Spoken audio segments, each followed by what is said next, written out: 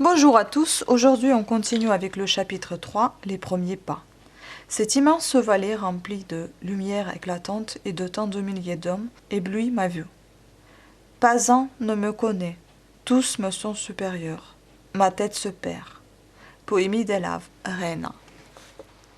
Le lendemain de fort bonne heure, Julien faisait des copies de lettres dans la bibliothèque lorsque mademoiselle Mathilde y entra par une petite porte de dégagement fort bien cachée avec des dos de livres. Pendant que Julien admirait cette invention, mademoiselle Mathilde paraissait fort étonnée et assez contrariée de le rencontrer là. Julien lui trouva un papillote, l'air dur, autant et presque masculin. Mademoiselle de la Mole avait le secret de voler des livres dans la bibliothèque de son père, sans qu'il y parût. La présence de Julien rendait inutile sa course de ce matin, ce qui la contraria d'autant plus qu'elle venait chercher le second volume de La princesse de Babylone de Voltaire, digne complément d'une éducation éminemment monarchique et religieuse, chef-d'œuvre du Sacré-Cœur. Cette pauvre fille à 19 ans avait déjà besoin du piquant de l'esprit pour s'intéresser à un roman. Le comte Norbert parut dans la bibliothèque vers les 3 heures et venait étudier un journal pour pouvoir parler politique le soir, et fut bien aise de rencontrer Julien dont il avait oublié l'existence. Il fut parfait pour lui. Il lui offrit de monter à cheval. Mon père nous donne congé jusqu'au dîner. Julien comprit ce nous et le trouva charmant. Mon Dieu, monsieur le comte, dit Julien, s'il s'agissait d'abattre un arbre de 80 pieds de haut, de l'équarrir et d'en faire des planches, je m'en tirerais bien. J'ose le dire, mais monter à cheval, cela ne m'est pas arrivé 6 fois à ma vie. Eh bien, ce sera la 7e, dit Norbert. Au fond, Julien se rappelait l'entrée du roi de à Verrières et croyait monter à cheval supérieurement. Mais en revenant du bois de Bologne, au beau milieu de la rue de Bac, il tomba en volant, évita brusquement un cabriolet et se couvrit de boue. Bien lui prit d'avoir 2 habits. Au dîner, le marquis voulait lui adresser la parole, lui demanda des nouvelles de sa promenade. Norbert se hâta de répondre en termes généraux. Monsieur le comte est plein de bonté pour moi, reprit Julien. Je l'en remercie, et j'en sens tout le prix. Il a daigné me faire donner le cheval le plus doux et le plus joli, mais enfin il ne pouvait pas m'y attacher. Faute de cette précaution, je suis tombé au beau milieu de cette rue si longue et près du pont. Mademoiselle Mathilde essaya en vain de dissimuler un éclat de rire, ensuite son indiscrétion demanda des détails. Julien s'en tira avec beaucoup de simplicité, il eut de la grâce sans le savoir. J'augure bien de ce petit prêtre, dit le marquis à l'académicien, un provincial simple en pareille occurrence. C'est ce qui ne s'est jamais vu et ne se verra plus. Et encore il raconte son malheur devant des dames. Julien mit tellement les auditeurs à leur aise sur son infortune qu'à la fin du dîner, lorsque la conversation générale prit un autre cours, mademoiselle Mathilde faisait des questions à son frère sur les détails de l'événement malheureux. Ces questions se prolongeant, et Julien rencontrant ses yeux plusieurs fois, il osa répondre directement, quoiqu'il ne fût pas interrogé, et tous 3 finirent par rire, comme auraient pu faire 3 jeunes habitants d'un village au fond d'un bois. Le lendemain, Julien assista à 2 cours de théologie et revint ensuite transcrire une vingtaine de lettres. Il trouva établi près de lui dans la bibliothèque un jeune homme mis avec beaucoup de soin, mais la tournure était mesquine, à la physionomie celle de l'envie. Le marquis entra. « Que faites-vous ici, monsieur Tambo ?» dit-il à un nouveau venu d'un ton sévère. « Je croyais, reprit le jeune homme en souriant bassement. Non, monsieur, vous ne croyez pas, ceci est un essai, mais il est malheureux. Le jeune Tambo se leva furieux et disparut. C'était un neveu de l'académicien, ami de madame de la Mole. Il se destinait aux lettres. L'académicien avait obtenu que le marquis le prendrait pour secrétaire. Tambo, qui travaillait dans une chambre écartée, ayant su la faveur dont Julien était l'objet, voulut la partager, et le matin il était venu établir son écritoire dans la bibliothèque. À 4 heures, Julien osa, après un peu d'hésitation, paraître chez le comte Norbert. Celui-ci allait monter à cheval et fut embarrassé, car il était parfaitement poli. « Je pense, dit-il à Julien, que bientôt vous irez au manège, et après quelques semaines je serai ravi de monter à cheval avec vous. Je voulais avoir l'honneur de vous remercier des bontés que vous avez eues pour moi. Croyez, monsieur, ajouta Julien d'un air fort sérieux, que je sens tout ce que je vous dois. Si votre cheval n'est pas blessé par suite de ma maladresse d'hier, et s'il est libre, je désirais le monter ce matin. Ma foi, mon cher Sorel, à vos risques et périls. Supposez que je vous ai fait toutes les objections que réclame la prudence. Le fait est qu'il est 4 heures, nous n'avons pas de temps à perdre. Une fois qu'il fut à cheval, que faut-il faire pour ne pas tomber dit Julien au jeune comte. Bien des choses, répondit Norbert en riant aux éclats. Par exemple, tenir le corps en arrière. Julien prit le grand trot. On était sur la place Louis XVI. Ah, jeune téméraire, dit Norbert, il y a trop de voitures et encore menées par des imprudents. Une fois par terre, leurs tilburis vont vous passer sur le corps. Ils n'iront pas risquer de gâter la bouche de leur cheval en l'arrêtant tout court. 20 fois Norbert vit Julien sur le point de tomber. Mais enfin la promenade finit sans accident. En rentrant, le jeune comte dit à sa sœur, « Je vous présente un hardi casse-cou. » À dîner, parlant à son père, d'un bout de la table à l'autre, il rendit justice à la hardiesse de Julien.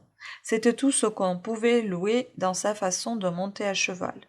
Le jeune comte avait entendu le matin les gens qui pensaient les chevaux dans la cour prendre texte de la chute de Julien pour se moquer de lui outrageusement. Malgré tant de bonté, Julien se sentit bientôt parfaitement isolé au milieu de cette famille. Tous les usages lui semblaient singuliers, il manquait à tous. Ses bévues faisaient la joie de valet de chambre. L'abbé Pirard était parti pour sa cure. Si Julien est un faible roseau, qu'il périsse. Si c'est un homme de cœur, qui se tire d'affaire tout seul, pensa-t-il. Chapitre 4. L'hôtel de la Mole. Que fait-il ici? S'y plairait-il? Penserait-il y plaire? Ronsard. Si tout semblait étrange à Julien dans le noble salon de l'hôtel de la Mole, ce jeune homme pâle et vêtu de noir semblait à son tour fort singulier aux personnes qui daignaient le remarquer. Madame de la Mole proposa à son mari de l'envoyer en mission, les jours où l'on avait à dîner certains personnages. « J'ai envie de pousser l'expérience jusqu'au bout, répondit le marquis. L'abbé Pirard prétend que nous avons tort de briser l'amour-propre des gens que nous admettons auprès de nous. On ne s'appuie que sur ceux qui résistent, etc. Celui-ci n'est inconvenant que par sa figure inconnue, c'est du reste un sourd muet. Pour que je puisse m'y reconnaître, il faut aussi, dit Julien, que j'écrive les noms et un mot sur le caractère des personnages que je vois arriver dans ce salon. Il plaça en première ligne 5 ou 6 amis de la maison qui lui faisaient la cour à tout hasard, le croyant protégé par un caprice de marquis.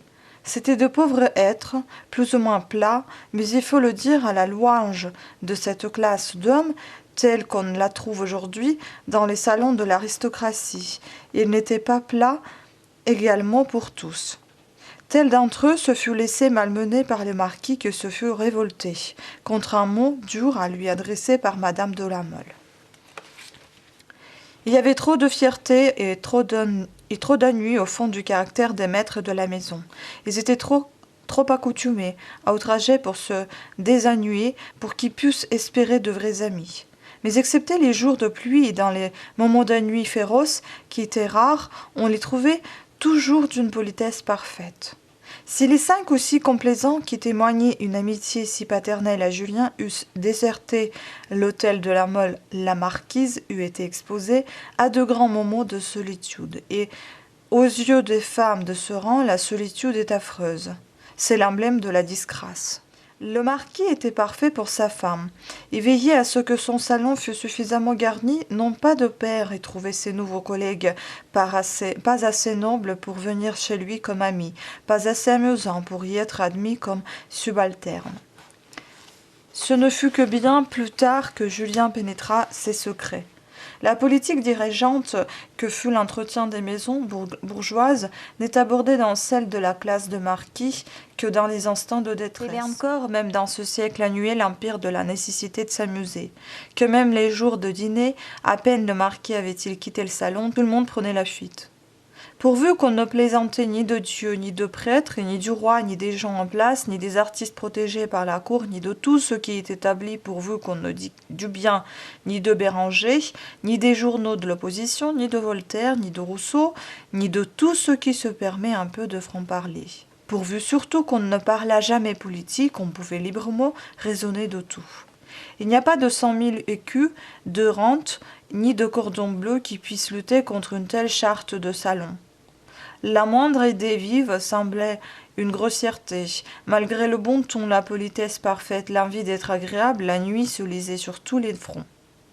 Les jeunes gens qui venaient rendre des devoirs, ayant peur de parler de quelque chose qui fit soupçonner une pensée ou de trahir quelque lecture prohibée, se taisaient après quelques mots bien élégants sur Rossini et le temps qui faisait. Julien observa que la conversation était ordinairement maintenue, vivante, par deux vicomtes et 5 barons que M. de la Mole avait connus dans l'émigration. Ces messieurs jouissaient de 6 à 8 000 livres de rente, 4 tenaient pour la quotidienne et 3 pour la Gazelle de France. L'un d'eux avait tous les jours à raconter quelques anecdotes du château où le mot admirable n'était pas épargné. Julien remarqua qu'il avait 5 croix, les autres n'en avaient en général que 3. En revanche, on voyait dans l'antichambre 10 laquais en livrée, et toute la soirée on avait des glaces ou du thé tous les quarts d'heure, et sur le minuit une espèce de souper avec du vin de champagne. C'était la raison qui quelquefois faisait rester Julien jusqu'à la fin. Du reste, il ne comprenait presque pas que l'on pût écouter sérieusement la conversation ordinaire de ce salon si magnifiquement doré. Quelquefois, il regardait les interlocuteurs pour voir si eux-mêmes ne se moquaient pas de ce qu'ils disaient. « Mon monsieur de Maistre, que je sais par cœur, a dit 100 fois mieux, pensait-il. Et encore est-il bien ennuyeux. » Julien n'était pas le seul à s'apercevoir de l'asphyxie morale. Les uns se consolaient en prenant force glace, les autres par le plaisir de dire tout le reste de la soirée « Je sors de l'hôtel de la Mole où j'ai su que la Russie, etc. » Julien apprit dans des complaisants qu'il n'y avait encore 6 mois que madame de la Mole avait récompensé une assiduité de plus de 20 années en faisant préfet le pauvre baron de Bourguignon, sous-préfet depuis la Restauration. Ce grand événement avait rattrapé le zèle de tous ces messieurs. Ils se seraient fâchés de bien peu de choses auparavant. Ils ne se fâchèrent plus de rien. Rarement le manque d'égard était direct, mais Julien avait déjà surpris à table 2 ou 3 petits dialogues brefs entre le marquis et sa femme, cruels pour ceux qui étaient placés auprès d'eux. Ces nobles personnages ne dissimulaient pas mépris sincère pour tout ce qui n'était pas issu des gens montant dans les carrosses du roi. Julien observa que le mot croisade était le seul qui donnait à leur figure l'expression du sérieux profond, mêlé du respect. Le respect ordinaire avait toujours une nuance de complaisance. Au milieu de cette magnificence et de cette nuit, Julien ne s'intéressait à rien qu'à messieurs de la Mole. Il entendit avec plaisir protester un jour qu'il n'était pour rien dans l'avancement de ce pauvre le Bourguignon. C'était une attention pour la marquise. Julien avait la vérité par l'abbé Pirard. Un matin que l'abbé travaillait avec Julien dans la bibliothèque du marquis, à l'éternel procès de Frilair, « Monsieur, dit Julien tout à coup, dîner tous les jours avec madame la marquise, est-ce un de mes devoirs, ou est-ce une bonté que l'on a pour moi ?» C'est un bonheur insigne, reprit l'abbé scandalisé. Jamais monsieur l'académicien, qui depuis 15 ans fait une cour assidue, n'a pu obtenir pour son neveu monsieur Tambeau. C'est pour moi, monsieur, la partie la plus pénible de mon emploi. Je m'ennuyais moins au séminaire. Je vois bâiller quelquefois jusqu'à mademoiselle de la Mole, qui pourtant doit être accoutumée à l'amabilité des amis de la maison. J'ai peur de m'endormir. De grâce, obtenez-moi la permission d'aller dîner à 40 sous dans quelque auberge obscure. L'abbé, véritable parvenu, était fort sensible à l'honneur de dîner avec un grand seigneur. Pendant qu'il s'efforçait de faire comprendre ce sentiment par Julien, un bruit léger leur fit tourner la tête. Julien vit mademoiselle de la Mole qui écoutait, et rougit. Elle était venue chercher un livre et avait tout entendu. Elle prit quelques considérations pour Julien. « Celle-là n'est pas née à genoux, pensa-t-il. Comme ce vieil abbé Dieu qu'il est laid. À dîner, Julien n'osait pas regarder mademoiselle de La Mole, mais eut la bonté de lui adresser la parole. Ce jour-là, on attendait beaucoup de monde. Elle l'engagea à rester. Les jeunes filles de Paris n'aiment guère les gens d'un certain âge, surtout quand ils sont mis sans soin. Julien n'avait pas eu besoin de beaucoup de sagacité pour s'apercevoir que les collègues de M. le Bourguignon, restés dans le salon, avaient l'honneur d'être l'objet ordinaire de plaisanterie de mademoiselle de La Mole. Ce jour-là, qui eut un ou non de l'affection de sa part, elle fut cruelle pour les ennuyeux. Mademoiselle de La Mole était le centre d'un petit groupe qui se formait presque tous les soirs derrière l'immense bergère de la marquise. Là se trouvait le marquis de Croisenois, le comte de Caylus, le vicomte de Looz et deux ou trois autres jeunes officiers, amis de Norbert ou de sa sœur. Ces messieurs s'asseyaient sur un grand canapé bleu. À l'extrémité du canapé opposé à celle qu'occupait la brillante Mathilde, Julien était placé silencieusement sur une petite chaise de paille assez basse. Ce poste modeste était envié par tous les complaisants. Norbert y maintenait décemment le jeune secrétaire de son père, en lui adressant la parole ou en le nommant une ou deux fois par soirée. Ce jour-là, mademoiselle de La Mole lui demanda quelle pouvait être la hauteur de la montagne sur laquelle est placée la citadelle de Besançon. Jamais Julien ne put dire si cette montagne était plus ou moins haute que Montmartre. Souvent il irait de grand cœur de ce qu'on disait dans ce petit groupe, mais il se sentait incapable de rien inventer de semblable. C'était comme une langue étrangère qu'il eût comprise et admirée, mais qu'il n'eût pu parler. Les amis de Mathilde étaient ce jour-là en hostilité continue avec les gens qui arrivaient dans ce magnifique salon. Les amis de la maison eurent d'abord la préférence comme étant mieux connus. On peut juger si Julien était attentif, tout l'intéressait, et le fond des choses et la manière d'en plaisanter. « Ah, voici monsieur Descoulis, dit Mathilde. Il n'a plus de perruque. Est-ce qu'il voudra arriver à la préfecture par le génie ?» Il étale ce front chauve qu'il dit rempli de hautes pensées. « C'est un homme qui connaît toute la terre, dit le marquis de Croisenois. Il vient aussi chez mon oncle, le cardinal. Il est capable de cultiver un mensonge auprès de chacun de ses amis pendant des années de suite.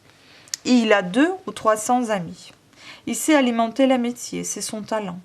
Tel que vous le voyez, il est déjà crotté à la porte d'un de ses amis dès le 7 heures du matin en hiver. Il se brouille de temps en temps et il écrit 7 ou 8 lettres pour la brouillerie. Puis il se réconcilie, et il a 7 ou 8 lettres pour les transports d'amitié. Mais c'est dans l'épanchement franc et sincère de l'honnête homme qui ne garde rien sur le cœur, qui brille le plus.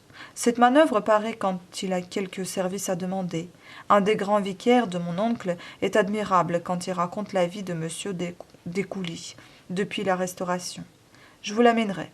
Je ne croirais pas à ces propos, ces jalousies de métier entier, petites gens, dit le comte de Caylus. Monsieur Descoulis aura un nom dans l'histoire, reprit le marquis.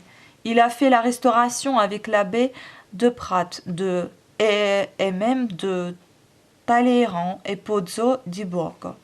Cet homme a manié des millions, dit Norbert, et je ne conçois pas qu'il vienne ici embourser les épigrammes de mon père, souvent abominables. Combien avez-vous trahi de fois vos amis, mon cher Descoulis, lui cria-t-il l'autre jour d'un bout de la table à l'autre. Mais est-il vrai qu'il ait trahi dit mademoiselle de La Mole. Qui n'a pas trahi? Quoi? Dit le comte de Caylus à Norbert. Vous avez chez vous monsieur Saint-Clar, ce fameux libéral, et que diable vient-il y faire? Il faut que je l'approche, que je lui parle, que je me fasse parler. On dit qu'il a tant d'esprit. Mais comment ta mère va-t-elle le recevoir? Dit monsieur de Croisenois. Il a des idées si extravagantes, si généreuses, si indépendantes. Voyez, dit mademoiselle de La Mole, voilà l'homme indépendant qui s'alloue jusqu'à terre, monsieur Descoulis, et qui saisit sa main. J'ai presque cru qu'il allait la porter à ses lèvres. Il faut que Descoulis soit mieux avec le pouvoir que nous le croyons, reprit monsieur de Croisenois. Sanclair vient ici pour être de l'Académie, dit Norbert. Soyez comme il salue le baron Croisenois. Il serait moins bas de se mettre à genoux, reprit M. de Luz. Mon cher Sorel, dit Norbert, vous qui avez de l'esprit, mais qui arrivez de vos montagnes, tâchez de ne jamais saluer comme fait ce grand poète, fut ce Dieu le Père.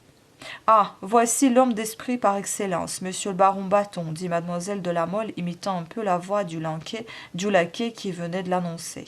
Je crois que même vos gens se moquent de lui. Quel nom, baron Bâton, dit monsieur de Caylus. Que fait le nom? Nous, disait-il l'autre jour, reprit Mathilde. Figurez-vous, le duc de Bouillon annonçait pour la première fois, il ne manque au public à mon égard qu'un peu d'habitude. Julien quitta le voisinage du canapé, peu sensible encore aux charmantes finesses d'une moquerie légère, pour rire d'une plaisanterie, et prétendait qu'elle fût fondée en raison.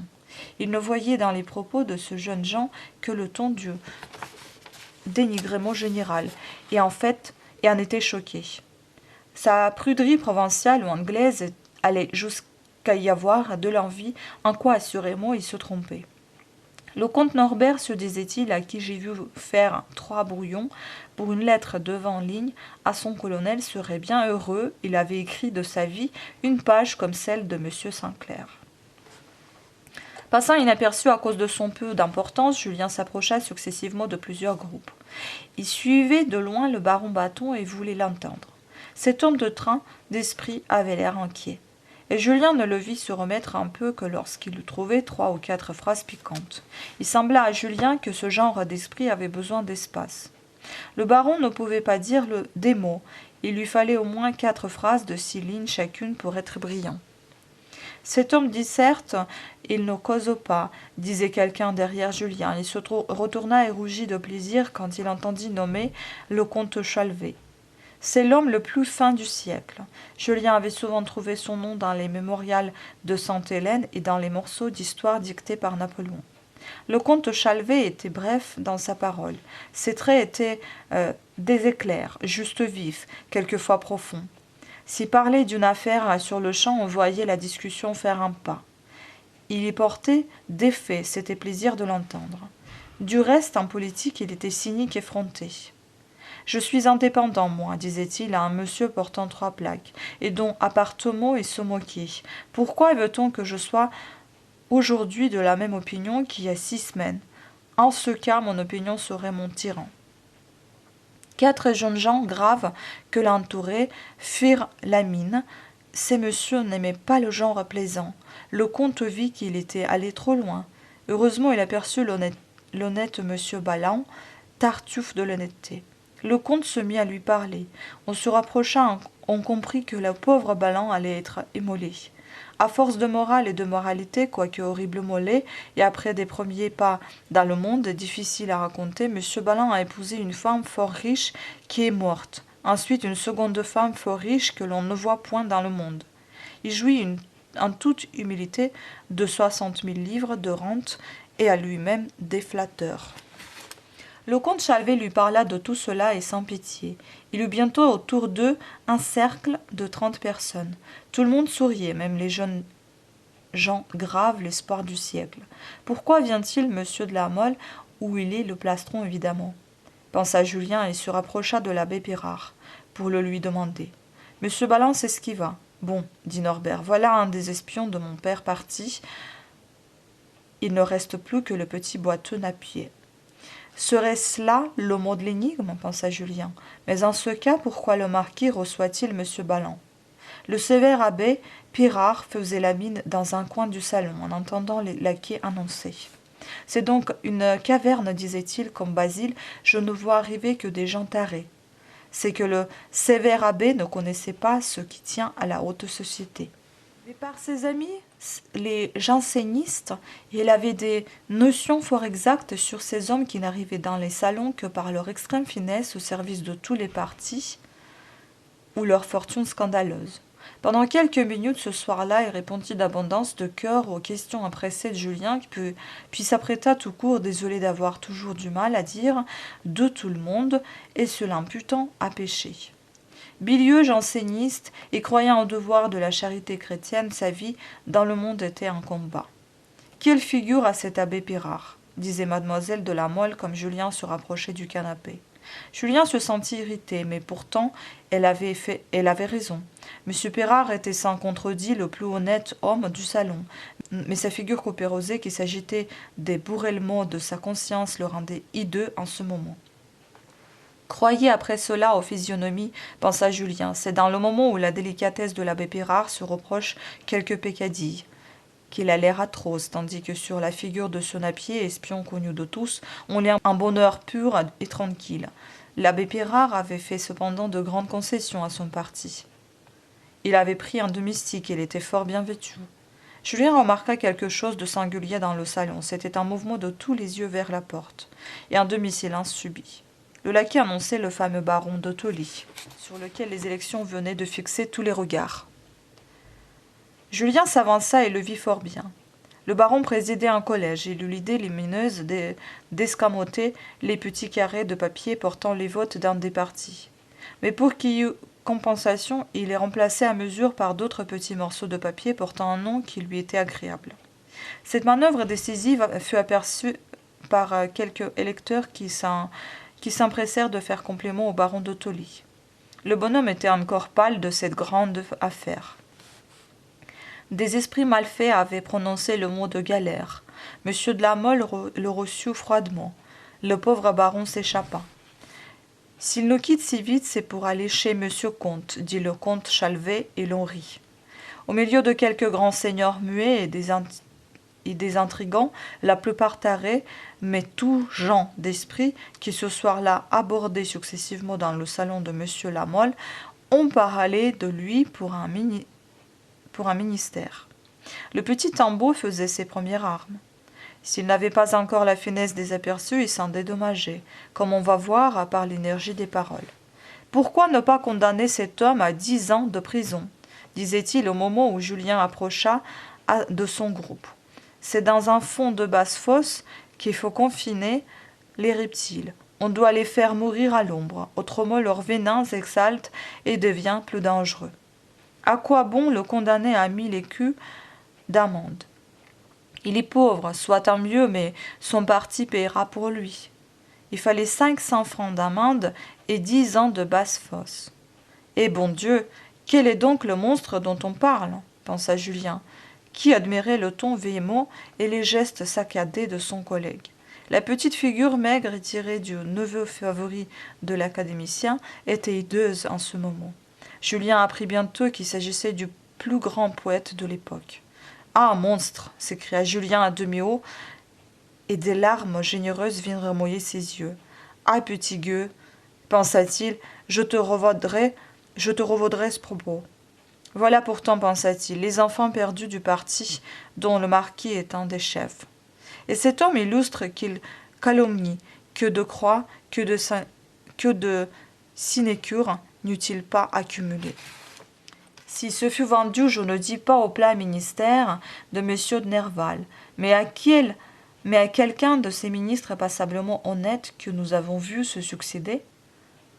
L'abbé Pirard fit signe de loin à Julien. M. de la Mole venait de lui dire un mot, mais quand Julien, qui dans ce moment écoutait les yeux baissés les gémissements d'un évêque, fut libre enfin et put approcher de son ami, il le trouva accaparé par cet abominable petit Tambeau.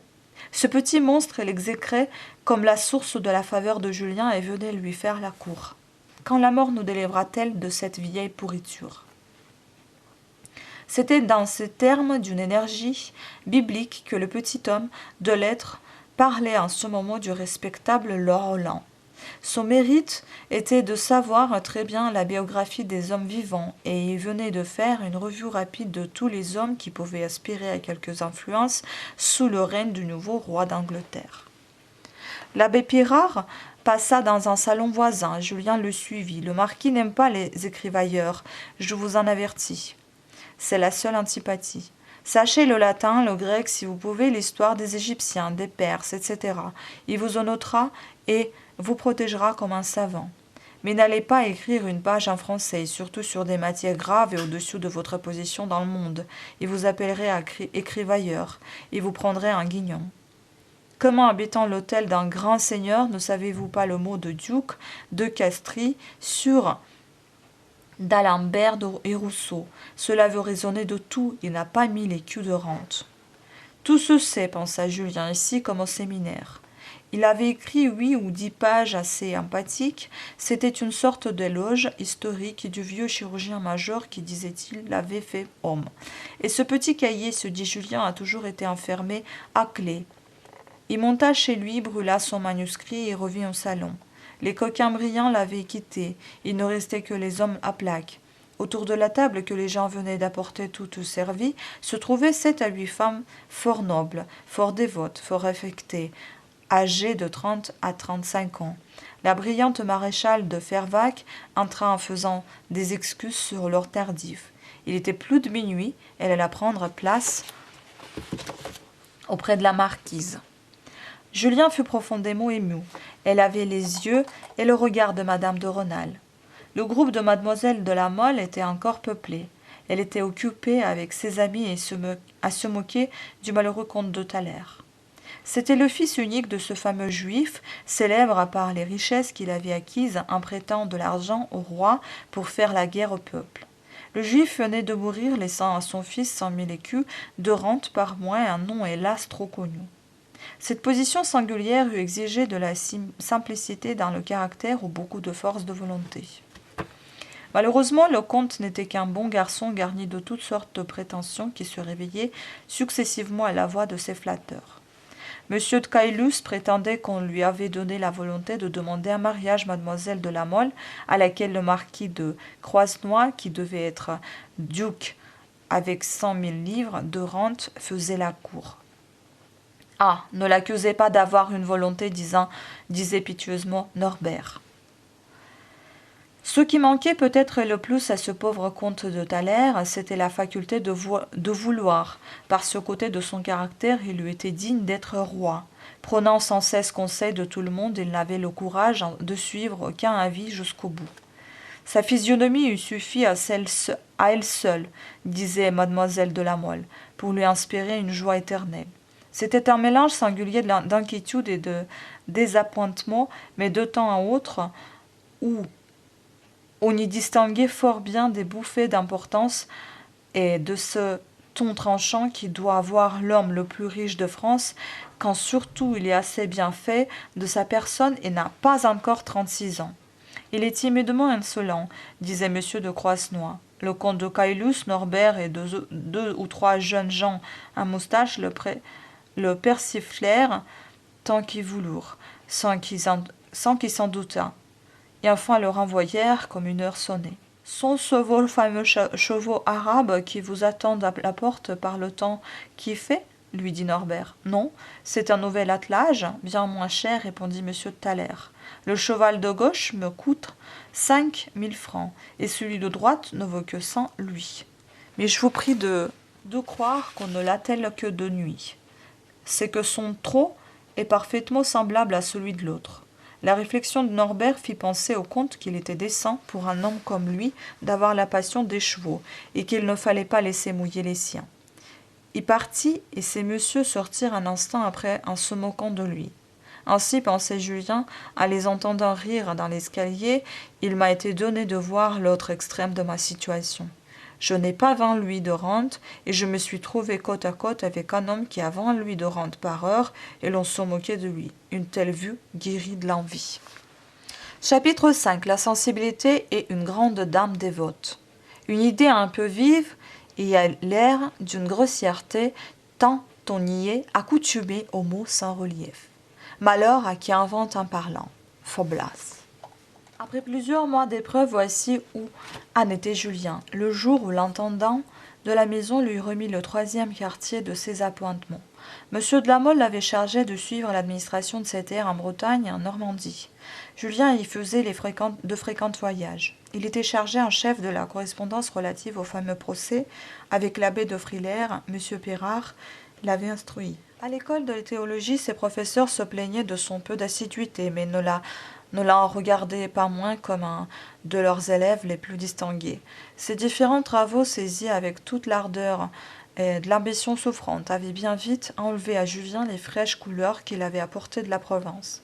Sa pâleur était un mérite aux yeux des jeunes séminaristes, ses camarades. Il les trouvait beaucoup moins méchants, beaucoup moins à genoux devant un écu que ceux de Besançon. Eux le croyaient attaqué de la poitrine.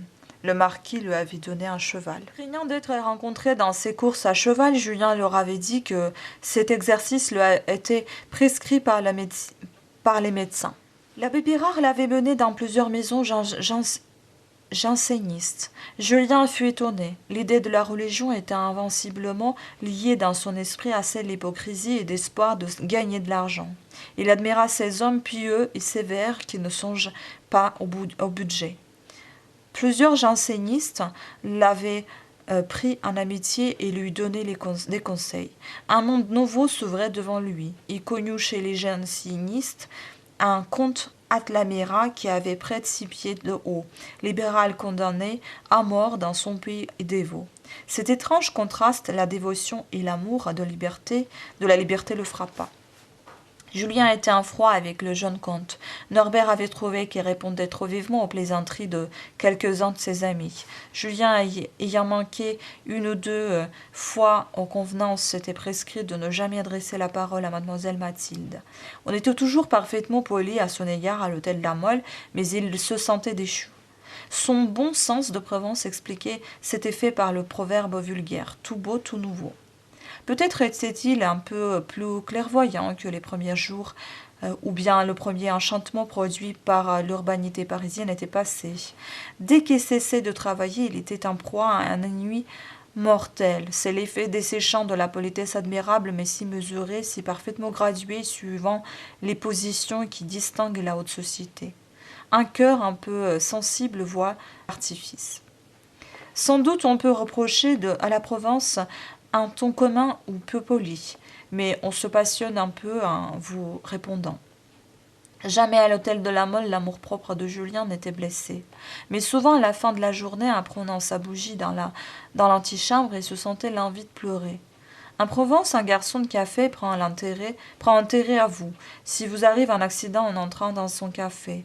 Mais si cet accident offre quelque chose de désagréable pour l'amour-propre, en vous plaignant, il répétera 10 fois le mot qui vous torture.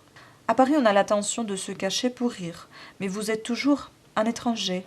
Nous passons sous silence une foule de petites aventures qui eussent donné des ridicules à Julien, s'il n'eût pas été en quelque sorte au-dessus du ridicule. Une sensibilité folle lui faisait commettre des milliers de gaucheries. Tous ses plaisirs étaient de précaution. Il tirait le pistolet tous les jours. Il était un des bons élèves, des plus fameux maîtres d'armes. Dès qu'il pouvait disposer d'un instant, au lieu de l'employer à lire, comme autrefois, il courait au manège et demandait les chevaux les plus vicieux. Dans les promenades avec le maître du manège, il était presque régulièrement jeté par terre. Le marquis le trouvait commode à cause de son travail, obstiné de son silence, de son intelligence, et peu à peu lui confia la suite de toutes les affaires un peu difficiles à débrouiller. Dans les moments où sa haute ambition lui laissait quelques relâches, le marquis faisait des affaires avec sagacité, apportait de savoir des nouvelles. Il avait du bonheur à la bourse. Il achetait des maisons, des bois, mais il prenait facilement de l'humeur. Il donnait des centaines de louis et plaidait pour 200 de francs. Les hommes riches qui ont le cœur haut cherchent dans les affaires de l'amusement et non des résultats. Le marquis avait besoin d'un chef d'état-major qui mit un ordre clair et facile à saisir dans toutes ses affaires d'argent. Madame de la Mole, quoique d'un caractère si mesuré, se moquait quelquefois de Julien. L'imprévu produit par la sensibilité et l'horreur des grandes dames, c'est l'antipode des convenances. 2 ou 3 fois, le marquis prit son parti. S'il est ridicule dans votre salon, il triomphe dans son bureau. Julien, de son côté, crut saisir le secret de la marquise. Elle daignait s'intéresser à tout dès qu'on annonçait le baron de la Jaumate. C'était un être froid, à physionomie impassible. Il était petit, mince, laid, fort bien mis, passait sa vie au château, et en général ne disait rien sur rien. Telle était sa façon de penser. Madame de la Mole eût été passionnément heureuse pour la première fois de sa vie si elle eût pu en faire le mari de sa fille. Voilà, c'est terminé pour aujourd'hui. J'espère que vous avez apprécié ces passages. J'espère que je n'ai pas fait trop de gaffes. Voilà, merci de votre attention. À très bientôt. Ciao.